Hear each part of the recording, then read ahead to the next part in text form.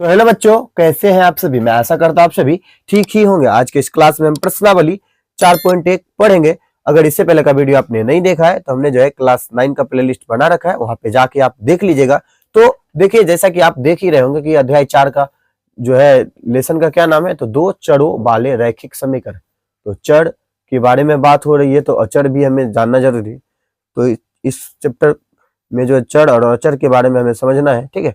तो हम क्या करते हैं, आपको जो है चर और अचर के बारे में बता देते हैं। तो याद रखिएगा, चर का मान जो है बदलते रहता है, क्योंकि चर के एक्स वाई जेड इसके मान जो है क्या होगा, कभी 5, कभी 10, कभी 3, कभी -1, -2, इस तरह का मान होता है। लेकिन अचर जो है उसका मान नहीं बदलता है, याद रख लीजिएगा आप, ठीक है।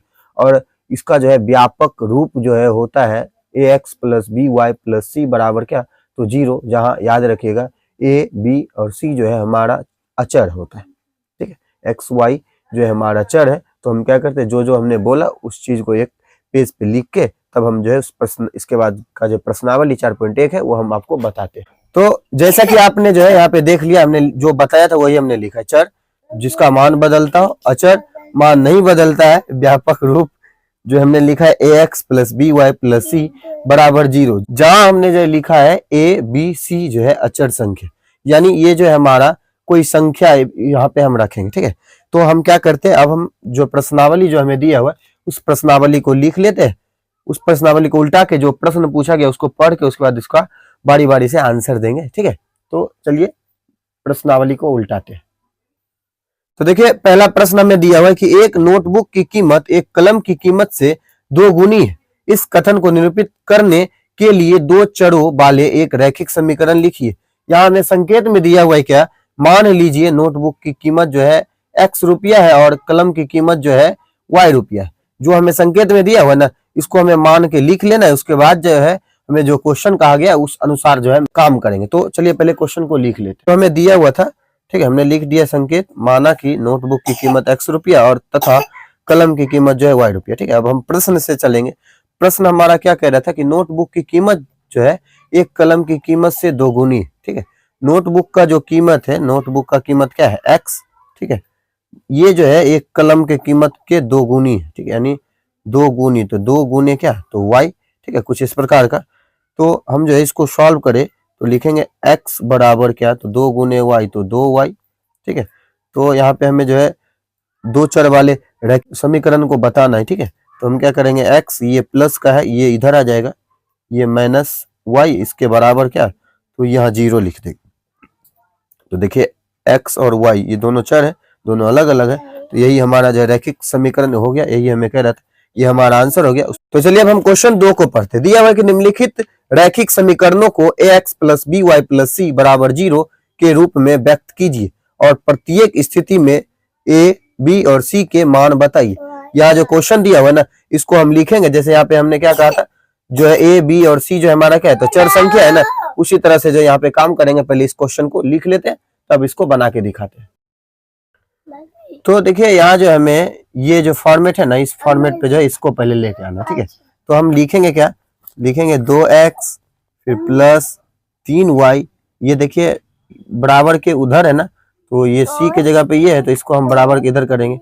ये तो देखिए ये जो हमें प्लस में दिया हुआ ना इस पर, यानी 0 साइड था ये c, इसको इस तरफ किया गया। तो इस चीज को भी जो हमें क्या करना है, उस तरफ करना है, ठीक है। इस चीज को उस तरफ करना है, तो ये उधर जाएगा तो क्या होगा, प्लस में है तो -9.35, ठीक है। इसके बराबर क्या लिख देंगे, तो 0। हमें a, b और c का मान लिखना है, तो लिखेंगे a बराबर क्या, तो देखिए a x है, तो x के साथ क्या गुना में है, तो 2, ये हमारा a का मान।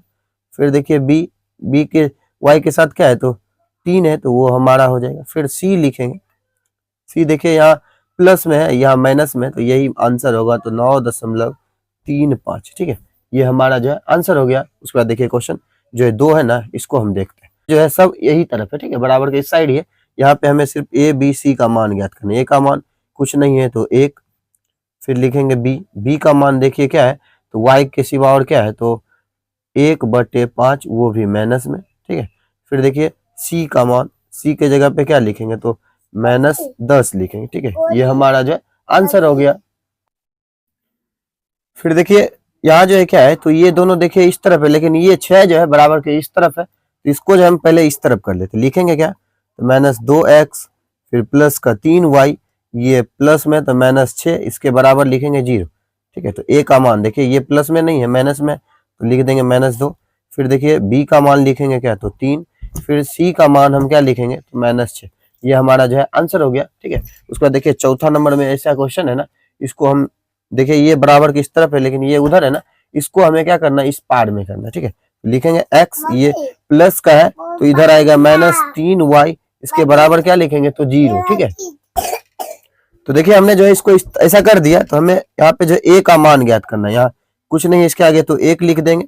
फिर b का मान देखिए माइनस में है तो -3, c का मान कुछ नहीं दिया हुआ तो c बराबर हम क्या, तो 0 लिख देंगे। ठीक है, क्योंकि हमें जो है किसी तरह उस फॉर्मेट पे इसको दिखाना है।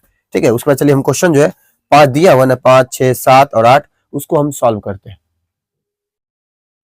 तो देखिए 5 में हमें कुछ इस प्रकार से क्वेश्चन है, यहाँ देखिए बराबर की साइड है, इसको पहले इधर कर लेते, लिखेंगे 2x, ये माइनस का है तो प्लस 5y, ये कुछ नहीं है उधर तो बराबर में क्या लगा देंगे, तो 0।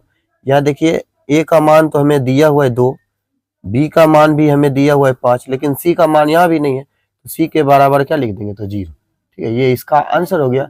उसके बाद देखिए छठा क्वेश्चन है कि यहाँ देखिए लिखेंगे a का मान, यहाँ सब जो है इधर ही है संख्या। ठीक है, a का मान क्या है, तो 3।